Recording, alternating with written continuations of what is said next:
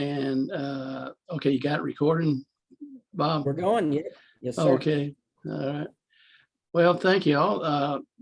I will, and I'll share my screen here. Got it. We got Dr. Phil Watson from the Department of Economics and Rural Sociology at the University of Idaho to do this podcast. It's being recorded, so people who can't attend can download it or watch it from my university center list of podcasts, which we'll put out later. Let me just screen share this. This is, I hope y'all can see this. This is the paper that Phil was the primary, was a co-author, but the primary author. And it's called Determining the Differences Between Economic Contributions and Impacts, and even talks about benefit cost. Like I said before, when we do these changes in what's going on in outdoor recreation, a new firm comes in, a lot of everything, new investments. People know sometimes, I remember I did a study with Southwest Gas. We almost spent about 15 minutes talking about what's the difference between a contribution and impact. And I found that, you get loaded down with just explaining this, and then you present your results and people are too tired to listen to the results. And so what I thought is I have Phil here to do a little presentation for us. And so that we can keep cognizant of what's the difference in it. When you hear somebody do a study, you need to be aware if they're talking about impacts and contributions or subtleness, but what it means is different things to different folks. And so I'm going to ask everybody if you have any questions, wait till the end and we'll ask some questions, but everybody put their speakers on mute, and I will, Phil, I'll let you take away. I think you're a co-host, so you can do the screen and proceed if you like. All right. Fantastic.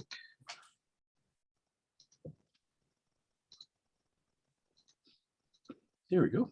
All right, is that coming through okay? I got it. Fantastic. Okay, so yes, I'm a Philip Watson, professor of applied economics up here at the University of Idaho, and we'll be talking about kind of economic impacts, contributions, talk a little bit about benefits and kind of how all of those three are used, maybe a little bit how they're abused, and how you can maybe use them for your analysis. So here's kind of the outline of the talk I want to do. So we'll get a little bit of the background of kind of the theoretical underpinnings for these analyses. So we know kind of where they come from and what they're kind of based on. We'll be talking about these models that kind of track economic activity and what economic activity is. We'll be talking about calculating economic contributions and economic impacts. Give a real short introduction to economic benefits and what those are and how they're different. We'll kind of go through a few illustrative examples. There's obviously a lot of nuances and specifics about how to apply them. So we'll just hopefully just touch on a few, and then hopefully that will spark some questions for later. We'll talk about kind of what makes a good contribution and impact study, and then hopefully have a good Q&A time at the end. We talk about economic contributions and impacts in kind of a regional economic development framework, and that's kind of important, right? So these are regional models, and that's important because you're drawing a boundary. You're saying this is where the impact is going to happen. It's going to happen on Latah County, Idaho, or Latah County, Idaho, and Whitman County, Washington makes the Palouse, right? So what you're drawing some sort of a line about what is on the inside and what is on the outside, and that's important for doing these analyses. All of these the economic impacts and economic impacts and contribution models generally are assuming you made a hard decision on what's the boundary you're talking about, and these models then emphasize economic linkages within those communities, within that region. So how are all the sectors of the economy and households and government, how do they all interrelate? And it's an economic model, right? So if we're talking about economics, we have to have some idea of how we're allocating scarce resources. What are the opportunity costs? If you do X, you can't necessarily do Y. You know that there's trade-offs. So we're going to talk about all these concepts on how they apply to calculating economic impacts and contributions. These models also are implicitly or even explicitly come out of a theoretical framework called economic base theory.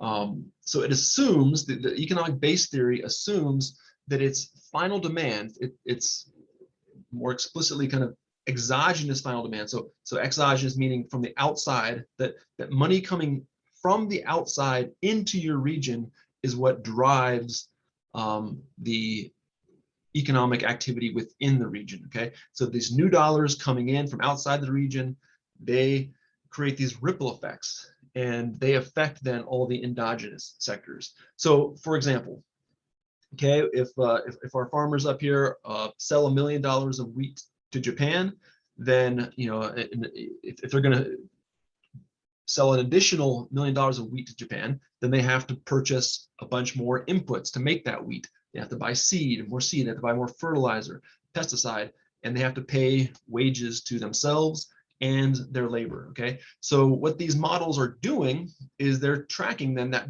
dollars coming into the region and all the transactions that happen because of that. Okay, now I work with the dairy industry a fair amount, and when I first started doing these analyses for them, I had to tell them, well, look, milk producers don't have an economic contribution because they're not selling to the outside world.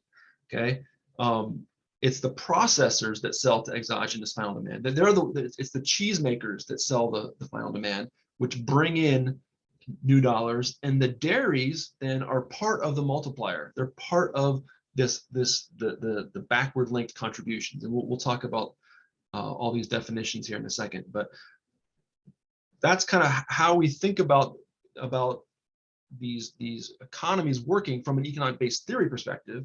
That it's the final demand that drives all of the other economic activity. Now, you can definitely make an argument. I used to work for NOAA Fisheries, and that the fishing vessels are the ones who are actually kind of creating the good, and the processes are there because the fishing vessels are landing there. So the direction of causation can get a little bit more complicated, but from the base idea of economic base theory is that you have final demand that drives all the other economic activity in a region. Now we'll talk about the limitations for that and how to expand that, but that's kind of where these models came from originally. So let's make some definitional statements here. We're going to talk about something called a basic industry or a base industry. Okay, what those are defined as is industries that produce goods and services that are ultimately sold to consumers outside the region. Okay, they're the exogenous. I'm going to keep using that word exogenous and endogenous. Those are the kind of the technical terms. All that means exogenous means outside of whatever boundary you've drawn on your region, and endogenous just means that it's within the boundary that you drew. So again, non-basic industries are then those industries that produce goods and services that are consumed locally. So by the local producers. So if you're talking about selling milk to a local cheesemaker, that's an endogenous transaction, or selling cheese to a local household. Again, and that's another endogenous transaction. Okay. Then you have the base industries, you have the non-base industries, and then you have this multiplier, which is kind of the ratio then of the total economic activity that happens in the economy because of the base economic activity. Or another way to think about that is kind of what's the total economic activity that happens when a new dollar comes into the economy. Okay, and that's captured in the multiplier. Okay, so we'll use that word some too. So you have the base industries selling to the outside world, the non-base industries kind of cycling money around and creating then that multiplier. In reality, you're not going to go to a sector and say that 100% of its output is base or to the outside world, or 100% is non-base. All sectors are in reality a mix of base and non-base. You can think about it as being more or less basic than instead of being kind of just 1 or 0. Traditionally, we've always thought about kind of the base industries as ag, mining, manufacturing. I always think about it as like the elementary school poster I had, growing up. There's the map of the United States, and in Akron, Ohio, there were tires, and in Detroit, Michigan, there were cars, and in Kansas, there was wheat, and Florida, there was oranges, right? Those are what they're showing there is kind of what the economic base is. What are they producing a lot of, and that's going to export. However, as we kind of think about now an expanded base, certainly the ag, mining, and manufacturing are important, but there's also in a lot of regions other sectors that are very important bases, like tourism. So when you talk about tourism, there's no tourism sector per se, but you're selling skiing to an outside person, right? Somebody comes from California to Idaho to ski. That's functionally the same thing as packaging up a ski good and shipping it to California. It's where the dollar is coming from. So tourism is a base industry. Households themselves can be a base sector, or have base activity. If you think about retirees, so there's income that's coming into a region because it has nothing to do with any of the sectors selling to the outside world. It's because households are getting transfer payments either from savings and investment or government, or potentially commuters, so bedroom communities, right? Those can act as kind of base sectors in your economy. The federal government in a lot of rural areas, Forest Service is a large injector of new money into the region. So, in thinking about what is a base sector, you can certainly think about the traditional ag, mining, manufacturing, but hopefully, we can expand that to be a little more holistic and think about wherever a new dollar is coming into our economy. So this is not a perfect theory of economic development. So we want to keep that in mind. There's limitations to this. A Nobel winner, Douglas North, was famously said that a region cannot get rich by taking in each other's laundry, right? That you need a base. He was kind of a big proponent of base theory early on, and won a Nobel Prize for his work on economic base theory. However, a colleague of his at the University of Washington, Charlie Thibault, kind of basically said that, well, the Earth doesn't trade with Mars, but the global economy is growing. So this idea of base being the foundation and non-base, being secondary, that has some limitation, right? Other factors like capital investment, innovation, are actually kind of very important, if not fundamental, to our understanding of economic development. But they tend to function more at the very macro rather than the regional. In fact, as you get kind of smaller and smaller regions, kind of being able to predict growth of the economy by the growth of its base becomes more and more important. But as you get to the entire globe, then it becomes completely unimportant because we don't trade with Mars yet. So that's all that's to say is if we're talking about kind of smaller regions, then the economic base model does seem to perform well in predicting kind of economic development events. So here's kind of how we look at the economy from a kind of a regional economic perspective. So these arrows are tracking dollars. So, for example, you have sales revenue going from the sale of products up to the producer of that product.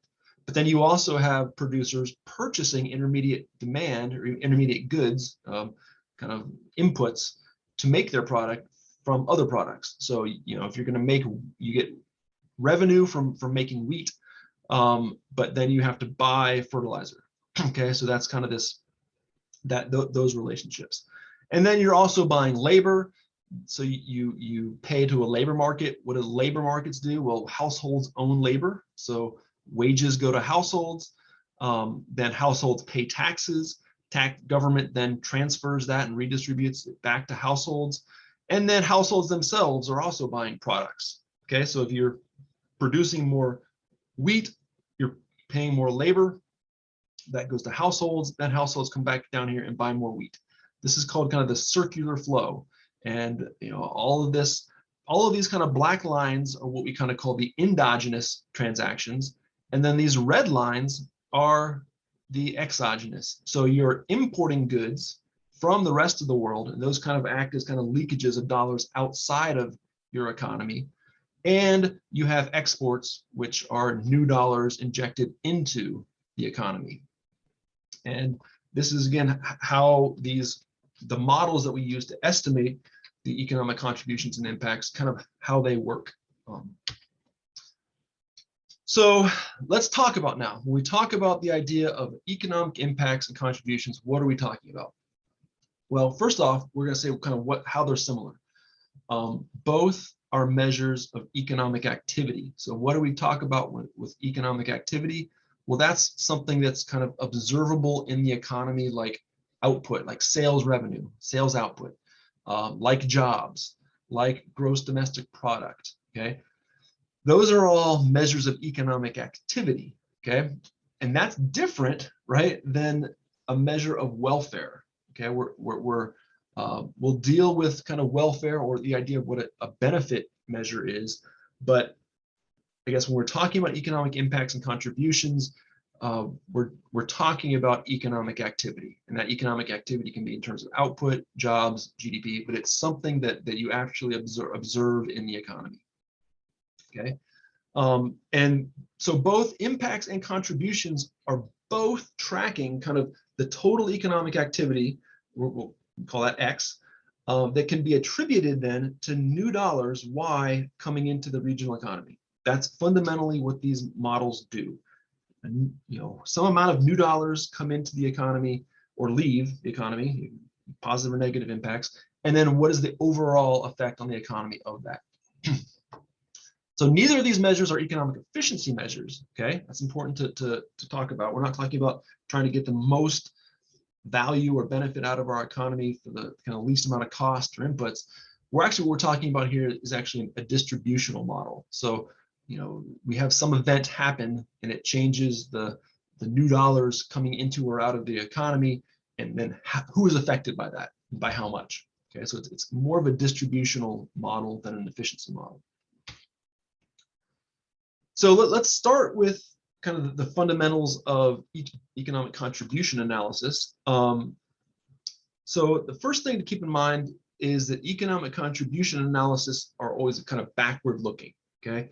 They look at the total economic activity that is generated in an economy from a new dollar, okay? Maybe the way I say that is total economic activity that was generated in the economy from a new dollar, right? It's backward looking.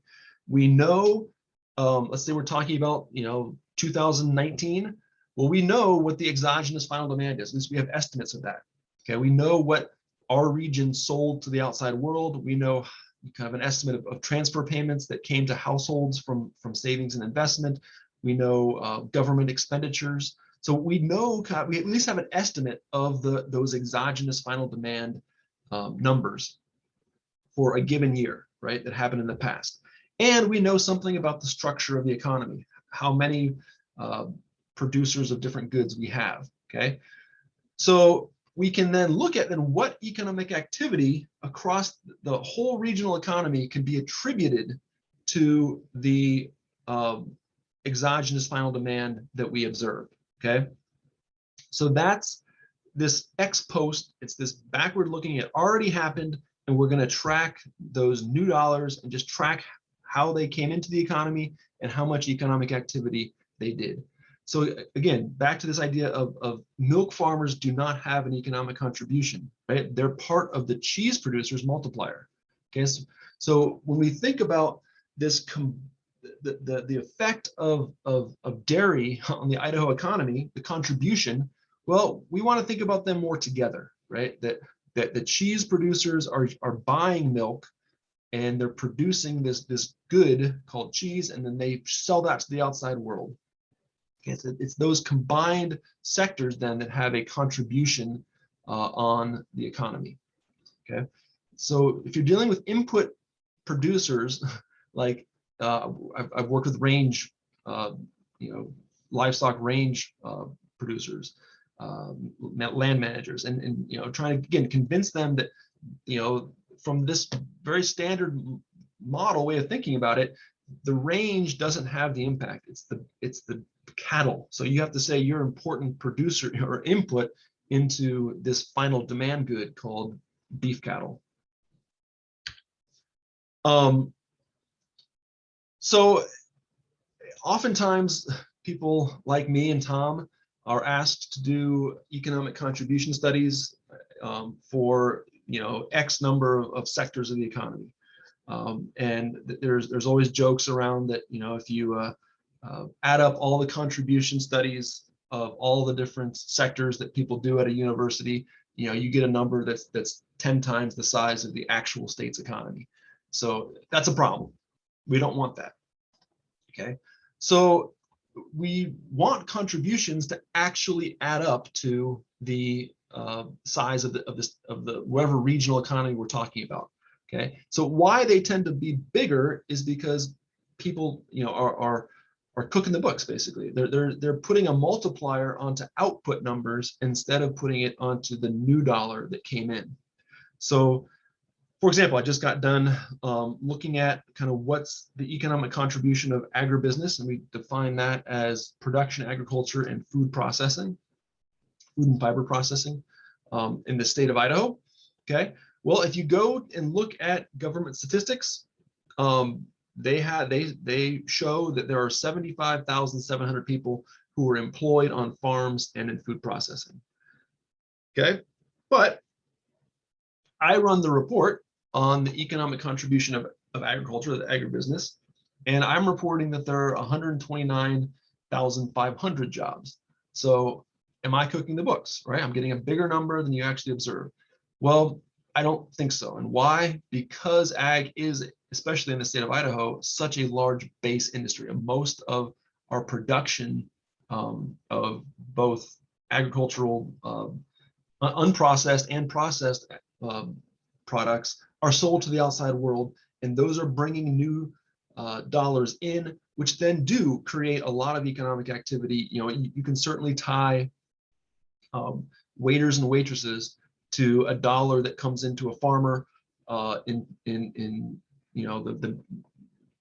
Magic Valley of Idaho, and that farmer then uses that money to go to the restaurant and buy coffee in the morning. Okay, so there are certainly waiter and waitress jobs that would be affected if agriculture was affected. So we have these models that can actually see where the dollar came into the economy and what type of economic activity is due to those new dollars coming in. Okay, so another way to say that is if I did every sector the exact same way I did the Idaho, the ag sector, the sum of those contributions would be the exact size in terms of output, employment, GDP as the Idaho economy. Okay, we'll talk here. I think that's a hallmark of what a contribution study should be. Okay, we already know what the size of the Idaho economy was in 2019, so I can't over allocate what it actually was. So because ag is larger in its kind of contribution or economic base contribution, that means that some sectors are lower. So for example, the bowling alleys, right, are typically using money that comes from the outside, into sectors that are exporting to pay the employees who then go bowling, right? So the bowling sector is probably going to look smaller because it's not generating new money. It's a part of the multiplier. Okay, so that's what contribution analysis does, trying to track a new dollar in, where it came in, and the economic activity you can associate to that new dollar and give it to the sector that brought the new dollar in. That's what a contribution analysis does. It's backward looking. Okay, and it's just the facts, just what happened, okay, based on these theoretical underpinnings. So economic impact is a little bit different, okay? It's looking more at a change or a hypothetical change in the economy, the economy-wide output from a change in some exogenous final demand, okay? So another way to say that is how is a new dollar going to ripple through the economy, okay? But it's hypothetical. It's something that hasn't happened, okay?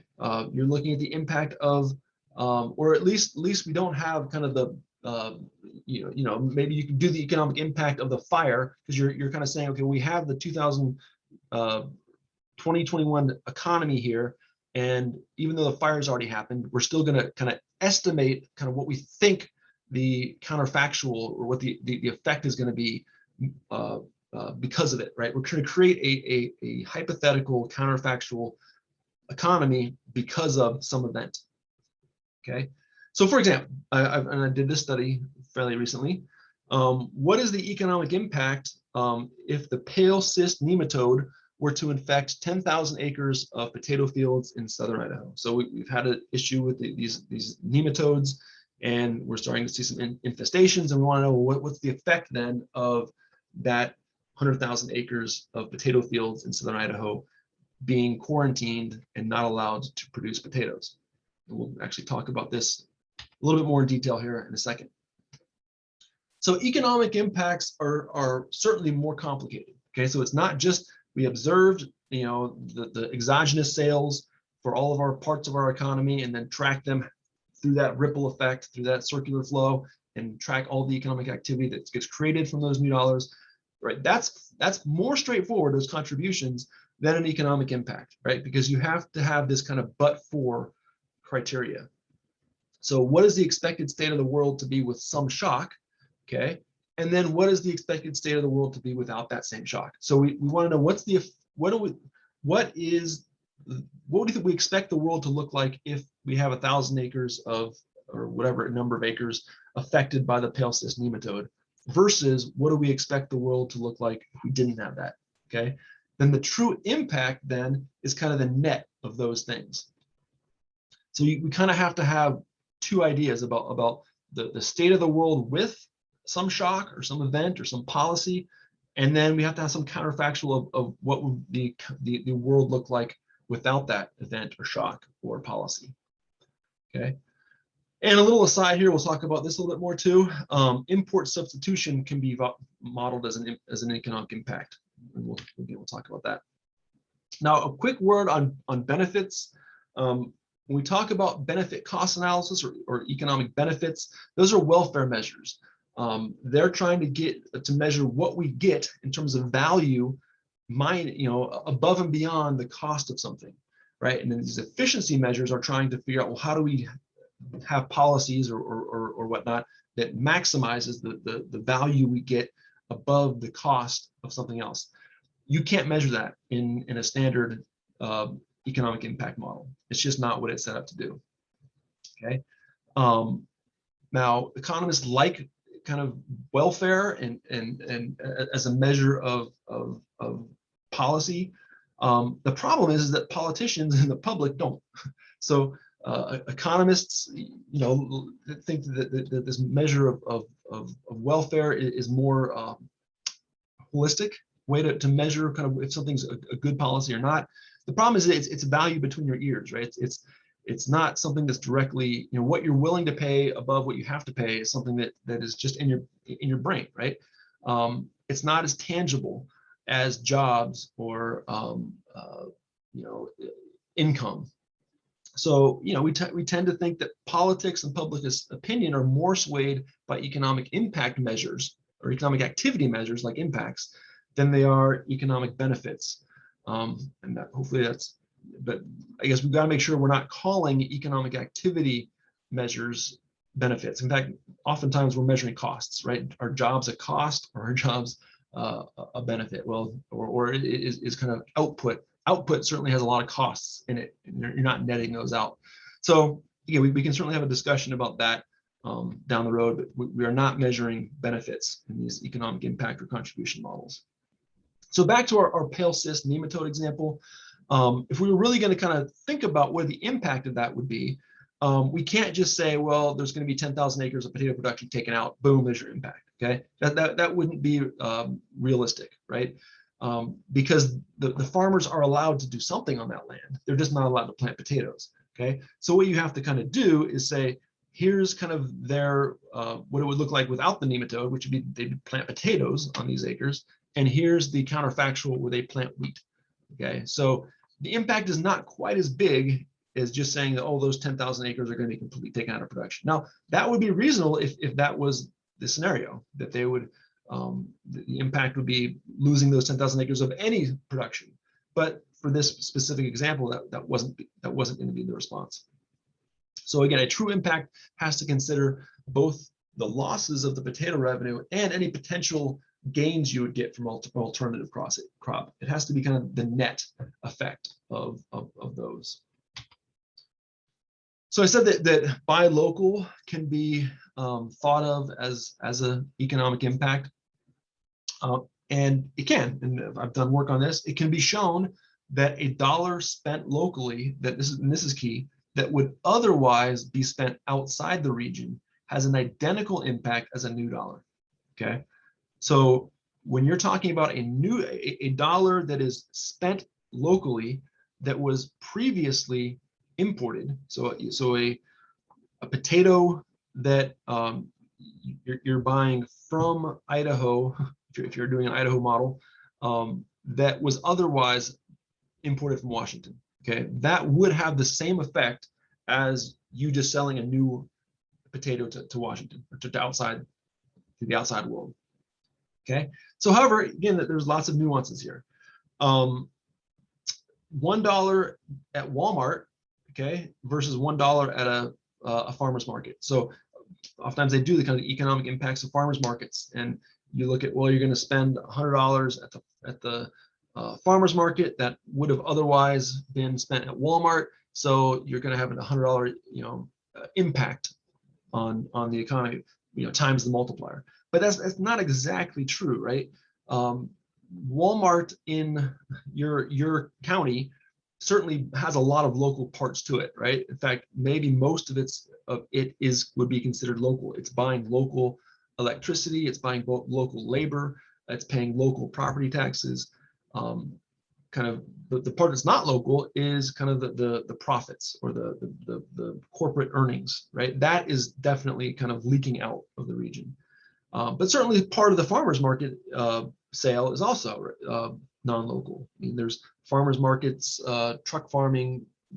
Most counties don't have an oil refinery in them, so they're having to import certain parts of it. So certainly there's some part of that dollar that is import substituted, but it's not a dollar to dollar, right? So you'd have to consider all of that and net all that out to really do a decent job of doing an economic impact of some buy local thing. So kind of talking a little bit more about that Walmart example. Let's say that we have a new Walmart opening in our town and it touts that it will create 1,000 jobs, okay? So assuming that it will create 1,000 jobs, or not create 1,000, but assuming that it will employ 1,000 people, what can we say about its economic impact of creating 1,000 jobs? Well, again, this is a little bit complicated to actually run this as a true impact, because we have to know other information. We have to make some assumptions. Where are those shoppers coming from? Walmart could be bringing new people in from the surrounding counties to shop. So that would, if you're doing a model for your county or your town, that could be new money coming in. So you got to know that. Or where were those people shopping prior to the Walmart opening? Okay, if it's just people buying socks at the new Walmart, okay, and then not buying socks at some other local store that was already there, then that's completely just a wash. Those 1,000 new jobs are simply displacing 1,000 jobs elsewhere.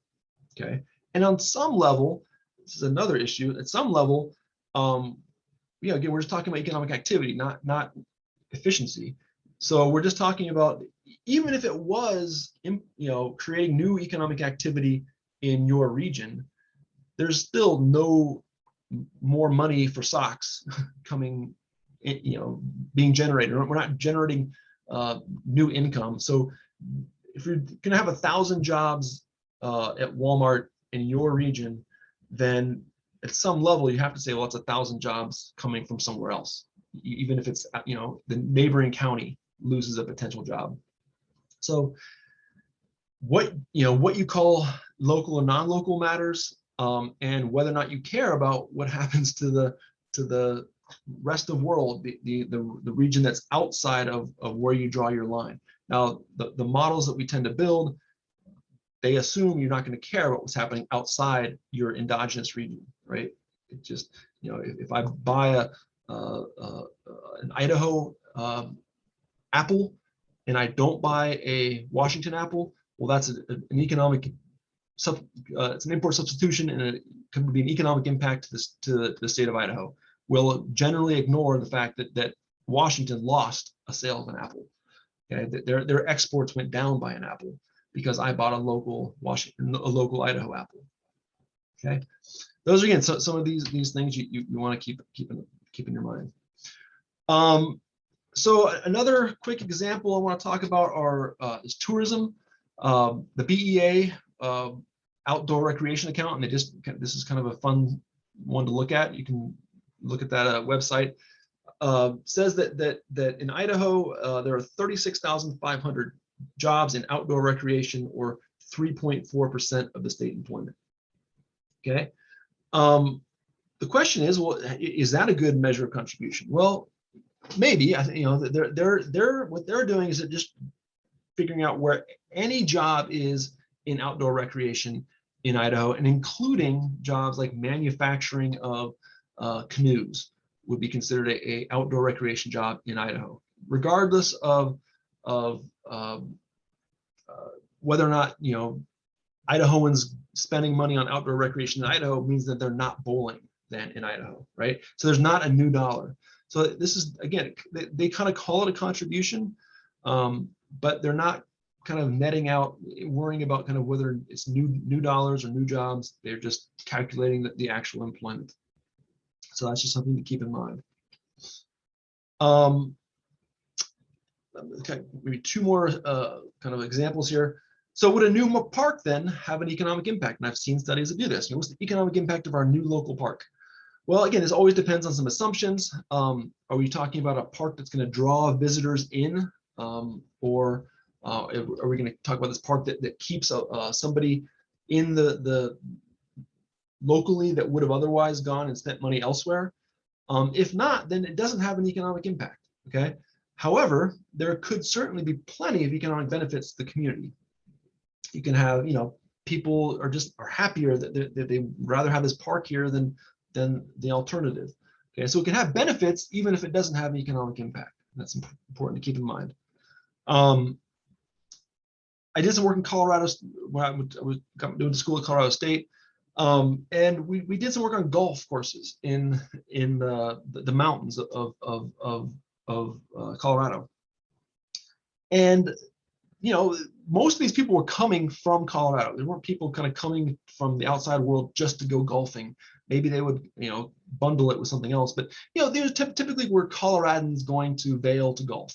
Okay, and so in that sense, that as far as the state goes, there's no new money, right? It's just transferring money from the Denver metro up to the mountains. However, when you talk about the local communities, right? We kind of thought about it as, well, this is a way to kind of capitalize their natural resources that they have, right? For good or for bad. That people would come up there for hiking, and then not spend a dime, or you can then put a golf course in, and maybe they'll come up there and spend some economic activity, right? Generate some economic activity that maybe is not a net for the state of Colorado, but it is a net gain for some of these mountain communities. Okay, so again, where you draw your line matters about whether or not it would be considered an economic impact. So if it's for the whole state of Colorado, then someone going from Denver to the mountains is just a transfer. But if you're talking about Summit County, Colorado, somebody coming from the Denver metro up there is a new dollar coming into the community. There's certainly a lot of abuse of impacts. Multipliers get inflated all the time. You always hear, well, I've heard that there's a multiplier of 10, so if I employ 10 people, that's actually generating 100 jobs in the economy. First off, multipliers are specific to sectors, to regions, to type of economic activity, whether it's talking about output or employment or GDP. So just saying that there's a multiplier of 10 doesn't really make sense. And just saying that you employ, that you can't just attach that, even if it is a correct multiplier for employment for your region, you can't just attach that to all your jobs, right? Because some of those jobs aren't kind of jobs for export. So it gets, it gets complicated, but just know that you can use this to, say all kinds of things are incorrect. If you're not keeping track of, are you talking about a new dollar and the jobs that new dollar creates, or are you just talking about dollars anywhere, that's a local dollar that's substituting for some other local expense. And by the way, it's generally said, if you're gonna have a general number, 2 would be a much more reasonable multiplier number than 10. If you're just gonna try to make up some back of the envelope average multiplier, 2 would be your number, not 10. So lastly, what makes a good contribution? Well, you follow observed, or at least as close to observed as you can, some sort of government estimated or observed data, okay? And you're talking about then, based on something that actually happened, what is the economic activity that is generated from the new dollars coming into the economy? Okay, so basically the total economic activity from the new dollars coming into the region, and what sectors are bringing the new dollars in. The sum of each sector's contribution must equal the actual size of the region's economy. That's a hallmark of a good contribution. Okay, what makes a good impact? Well, you have some estimate of a hypothetical event, and then you have some estimate of the world without that hypothetical event, and you have kind of the difference between the two. Okay, it's a hypothetical forward-looking analysis, but at least you try to do the same rigor on what's going to happen because of some event or some policy or some shock, and then what have happened without that. And the difference of those, it would be kind of your best estimate of what the impact of that event would be. So is any of this believable? Okay, I always like to end with kind of this quote. Economic impact studies are, unfortunately, for the most part, not a search for truth. My experience has been that they are primarily commissioned to legitimize a position. So I tend to say he's probably unfortunately correct, that they are probably more often abused than not. However, I think it's in some sense unfortunate, because they can provide a lot of valuable insights if someone's willing to take the time to do them correct. And there's kind of, if you can kind of look at some of these sites that kind of go into kind of actually evaluating some of the claims that have been made related to kind of festivals and the Super Bowls and all these kinds of the Olympics. And most of the time, when you go back and look at what actually happened from someone's estimate of what the impacts were going to be, they're almost always lower than what they estimated. Now, they're not zero. There are economic impacts that happen because of these events. They just tend to be overstated and trying to be used for more of a political purpose. So with that, again, hopefully there's some idea of what's useful or what's not useful about these analyses. Okay. And there was a lot of talking there. But. No, Phil, that was a good one. That was a lecture on impact models that need a lot of underground sophistication on that. And I appreciate it. I'd always, you talk about like new football stadiums or baseball stadiums. But one thing here, if you bought a hot, it's called displacement. What Phil's talking about. If you bought a hot dog if you're a Reno person at the Reno baseball park and bought a hot dog, you're displacing a hot dog sold at the Harris Casino right across the street. And so we don't count that as an impact. So it's kind of interesting. You have to draw these lines. And the main thing with welfare, I find that people think welfare is unemployment payments. It's not. It's where even though you're paying $3 for a hot dog, you would pay $5. That extra $2 is welfare, and that's what we end up doing. Yeah, it's hard. It's right. It's hard to express that to a lot of folks. I like your deal on bowling alleys and looking at the different things there, and we always have to be cognizant of how we set these things up, not to overstate them. And in Nevada, we have dairies, but we don't have cheese plants, so all of our dairy is exported. And then it would be the milk producers that have the milk producers, right? Yeah. And Phil has this combination. Now, I will say probably some of the dairies do export, but it's kind of like that kind of show. I tell you, if you took the dairy, took the cheese plants out there, you could probably even show what the economic impact of having those cheese plants, because they add value. Mm-hmm. And that's the main thing we try to do with that. Would be a good analysis, right? So right now you're exporting your milk, or and so you're getting an impact, you're getting a contribution from that new money coming into Nevada, and that generates other economic activity. Right. But if you had a cheese processor there, what would be the impact of that, right? That's our it would take some of the impact away from the milk producers, but it would be a bigger. That's where our forward linkage. Right. Even our natural resources, our gold mines. Oh, Patty lives in Winnemucca. We buy most of our products from outside, and it's being reprocessed. And that's why I'm saying that's why we look at value added a lot. If we can do that, and of course now you have to do the feasibility. That's the other thing. The input output doesn't do feasibility. Right. I have some other people. If anybody wants to ask a question, please do. I know I like your deal on land managers. It's just not the land, guys. It's what you're selling off the land. It's the tourism and all that. Does Malika got any questions for Phil? Yeah, I was thinking, and sorry I joined in late here, but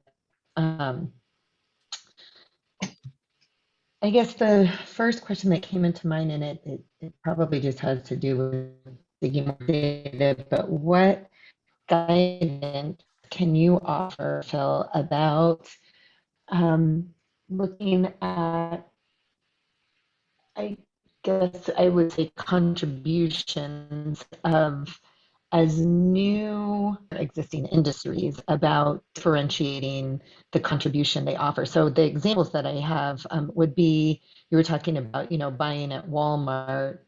So if you had, say, like a locally made item at Walmart versus buying that same item at, say it's like apples or something like that, right? So pretend it's even the same supplier, the same farm is supplying apples to the co-op versus the apples being, so they're being sold at Walmart and the co-op. Like, how do what's a good way to differentiate that?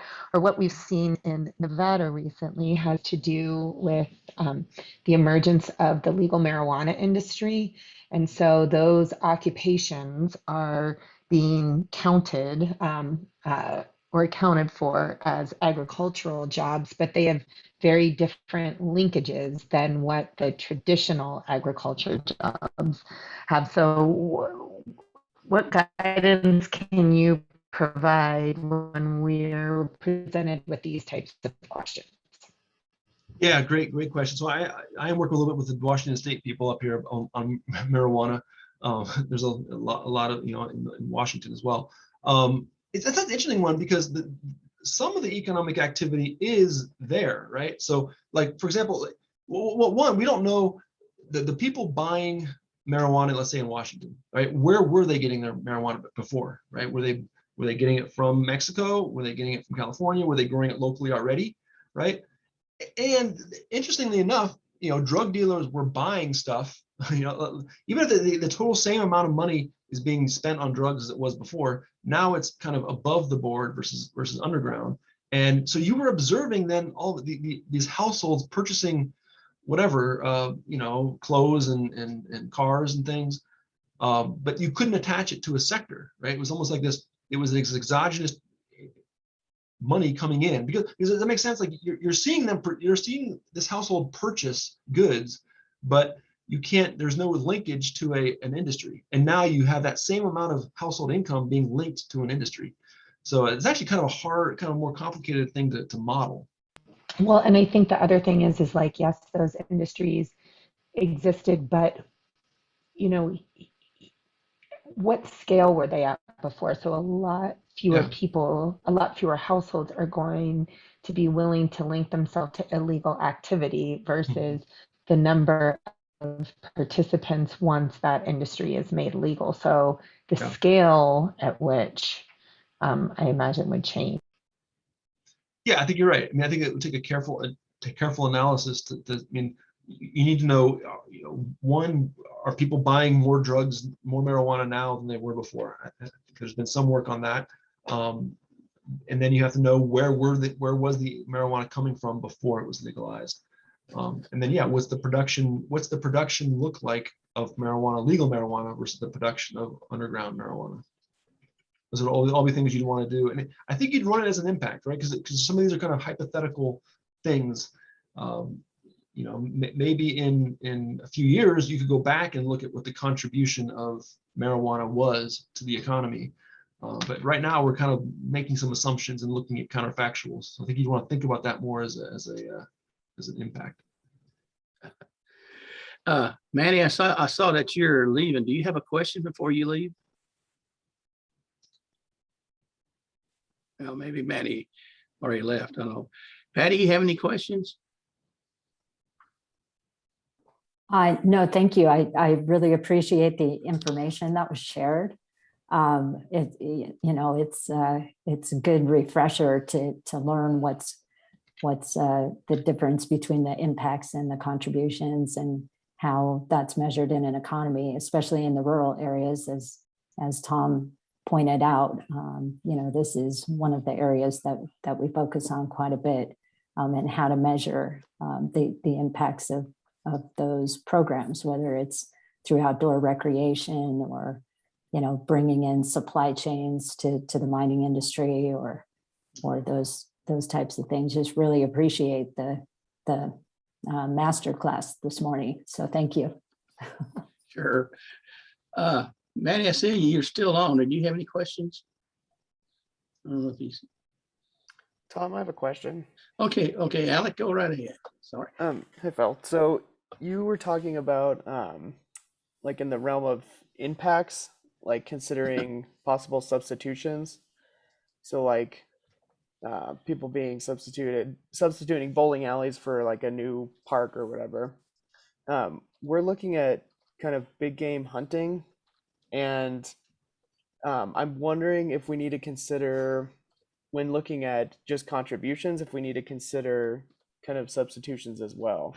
So kind of how we framed it so far is like the contributions of big game hunting in Nevada would be kind of the total expenditure, so the direct effect, and then kind of plug that into InPlan and get our major contributions. But do we have, because those aren't necessarily new dollars, is kind of how I see it. Those are dollars that are spent annually based on kind of big game hunting. So I'm wondering how that like squares up.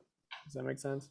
Yeah, I mean, I would say that at least from an economic base contribution framework, which is kind of basically what I was kind of providing today, you would really only want to, if you're going to talk about what's the contribution of big game hunting, it would only be outside hunters. Now, you could make an analysis where you did have locals, you can make maybe an import substitution argument that what would have those hunters in Nevada done, right? Would they have gone to a local bowling alley? Right, then you could make an argument that big game hunting is hurting bowling alleys, right? if they would have gone to Utah and big game hunted, then, you know, having big game hunting in Nevada is a import substitution. Does that, Right. Yeah. does that make Okay. sense? Yeah. So it's all about like what your kind of assumption of what's going to be substituted. Yeah, it would be tough for me to do an analysis that if my analysis is for the state of Nevada, and I'm looking at a sector, that to not say, well, you know, my sector is my unit of analysis is Nevada, so I need to say that if it's just taking $1 from bowling alleys to outfitters, that's not really doing anything for Nevada.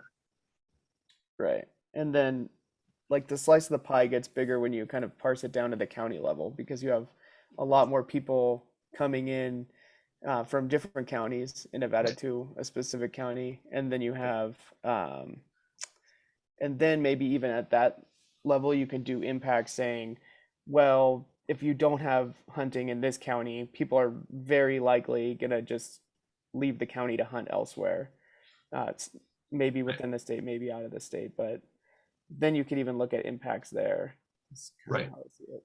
Yeah, which is why this is kind of a distributional model, right? So, you know, a classic study was kind of on the new Coors Field development in Denver, and you know these stadiums have no impact on the state of Colorado, right? It's just somebody coming, you know, spending money at the game instead of spending money at their local restaurant in their neighborhood, right? But if you're talking about it being an economic development of a blighted area of lower downtown Denver, then yes, it was an injection of new money that really transformed that area. So it comes down to, you know, what's your unit of analysis, right? You have to draw a circle, and it matters where you draw your circle. Cool. Thank you.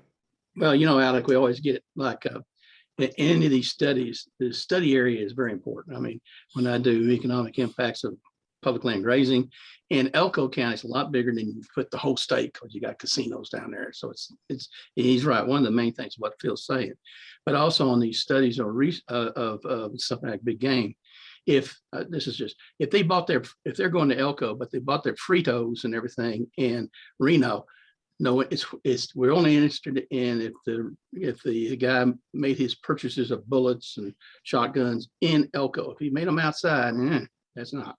And so those are it's garbage in and garbage out. So those direct effects are really the major things that we have to get correct, and Yes. where they occur. And there's great Tom. There's a lot of nuances here, right? A lot of, you know, I think that the fundamental thing I'm trying to get through here is you got to track where the dollar came in and then how it cycled through, right? So, but it's not always obvious, you know, like Tom said, you know, yeah, there's a tourist coming in, but they bought all their gas and all their food and all their everything, you know, back at home, and they actually didn't spend anything here, right? So there's no new dollar coming in.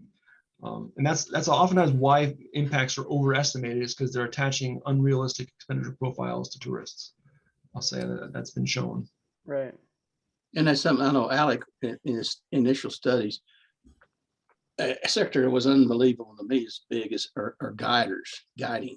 Mm-hmm. And some of this stuff can really help people understand what the linkages are, but also, like you say, import substitution. Maybe they're buying all their shotgun shells in Reno. If there was a industry there in Elko, they would be picking it up. So sometimes these models not only show impacts, but also can show business opportunities, I say.